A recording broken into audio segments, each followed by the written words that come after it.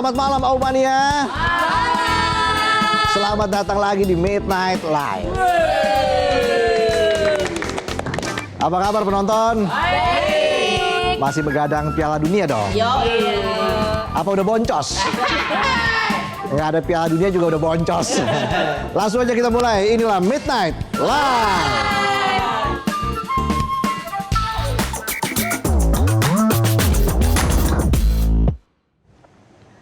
Informasi pertama malam ini kita akan bahas soal tragedi di dunia kedokteran. Tragedi ini menimpa Dr. Eliza Princila Utami Pakaenoni atau yang akrab disapa Dr. Ica. Seorang tenaga medis di Rumah Sakit Leona Kevamenanu, Kabupaten Timur Tengah Utara, Nusa Tenggara Timur. Dr. Ica ditemukan meninggal dunia di rumah orang tuanya pada Jumat 26 Juni. Diduga dipicu oleh depresi berat yang dialaminya setelah diduga diintimidasi oleh 3 anggota DPRD TTU. Ceritanya bermula pada 13 Juni 2026 saat seorang pasien laki-laki inisial K yang merupakan keponakan salah satu anggota DPRD datang ke IGD Rumah Sakit Leona dengan riwayat gigitan ular. Dokter Ica pun menangani pasien sesuai dengan SOP dan sesuai dengan arahan dokter ahli gigitan ular, Dr. Tri Maharini yang menjadi konsultan rujukan nasional penanganan kasus gigitan ular.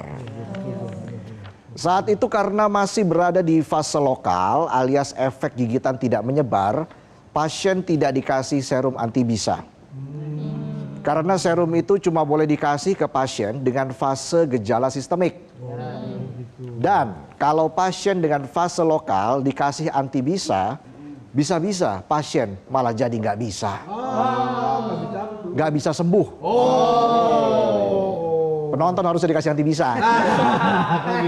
Banyak bisanya. Lembur bisa.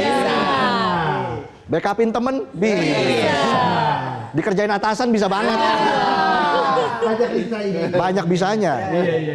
Balik lagi, jadi akhirnya tindakan yang dikasih ke pasien K cuma pemberian analgesik, mobilisasi, dan observasi aja cukup itu.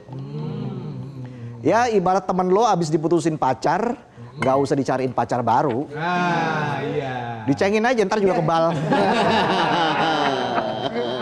Tapi nggak ada gelombang panas, tiba-tiba situasi memanas ketika paman pasien yang juga merupakan anggota DPRD TTU, Terensius Lazakar, masuk ke IGD.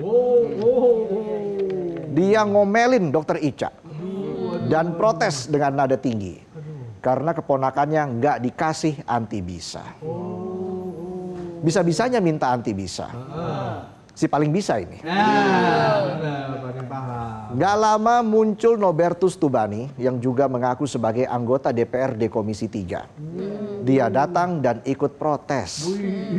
Setelah itu datang lagi satu orang perempuan. Namanya Veronica. Bukan Veronica kok. Veronica yang Om Strom Puana Nona nih. Om Strom yang biasa. Jadi nyanyi kan. Namanya adalah Veronica Lake, anggota DPRD juga, yang juga ikut campur soal tindakan Dokter Ica terhadap pasien. Dia bilang SOP penanganan gigitan ular harus langsung dikasih antibisa. Si paling bisa lagi. Bukan dokter kok, keminter. Tahu nggak keminter? Sok pinter. Kok pada sok tahu ini? Lagian ini sebenarnya keponakan siapa sih? Pada doyan banget ikut campur. Mending ikut gue. Nanti gue kasih anti. Anti asing.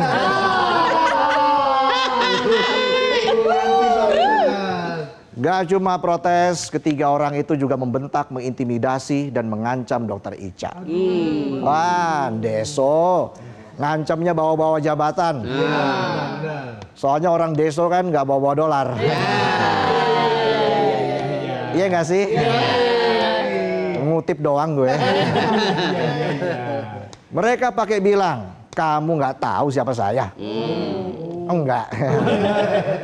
Terus mereka bilang, saya bisa bikin kamu nggak praktek dan nggak jadi dokter lagi. Buset, ini anggota DPRD apa tukang sulap? Karir orang main di sulap aja. Apa jangan-jangan beneran tukang sulap? Sulap anggaran.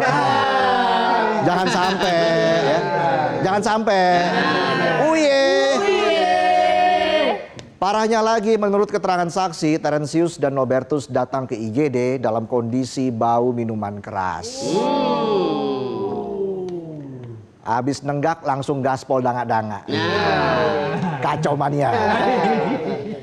Walaupun diintimidasi dan diancam, Dokter Ica tetap berpegang sama SOP dan arahan dan gak kasih pasien K serum antibisa. Ya namanya dokter kan pasti lebih tahu apa yang dibutuhkan pasien. Gak mungkin dokter asal ngasih obat cuma gara-gara pasiennya yang minta. Tapi 1 hari setelah kejadian, Dokter Ica mengalami trauma psikologis berat sampai harus dirawat di rumah sakit selama 1 minggu. Dokter Ica juga sempat diperiksa di klinik utama jiwa di Kupang. Hasil pemeriksaan menunjukkan Dokter Ica mengalami depresif berat tanpa gejala psikotik. Diduga karena beban depresi yang sangat berat, Dokter Ica akhirnya mengakhiri hidupnya pada tanggal 26 Juni di rumahnya. Di lokasi ditemukan surat yang ditulis oleh Dokter Ica. Isinya, dia berharap kasus ini bisa diselesaikan secara hukum yang berlaku supaya tidak ada lagi tenaga kesehatan yang harus mengalami hal yang sama seperti dirinya. Pasien gigitan ular sendiri, pasien K, kondisinya sudah sehat. Tanggal 16 atau 3 hari setelah perawatan, dia bahkan udah boleh keluar dari rumah sakit. Sementara itu 3 anggota DPRD sampai sekarang gak mengaku dan membantah adanya intimidasi.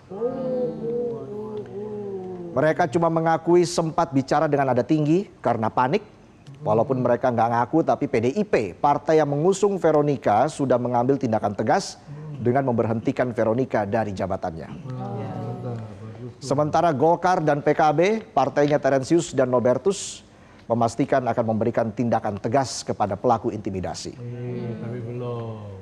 Usai keluarga Ica melayangkan laporan, kini proses hukum tetap berjalan dan polisi sedang melakukan pendalaman. Harus. Ironis, pasiennya sembuh, dokternya malah meninggal karena diintimidasi sama orang yang sok ngerti medis. Ingat, punya jabatan itu bukan berarti Anda boleh arogan. Betul. Apalagi kalau menyangkut urusan nyawa orang. Jelajahi cara baru mendapatkan informasi. Download Metro TV Extend sekarang.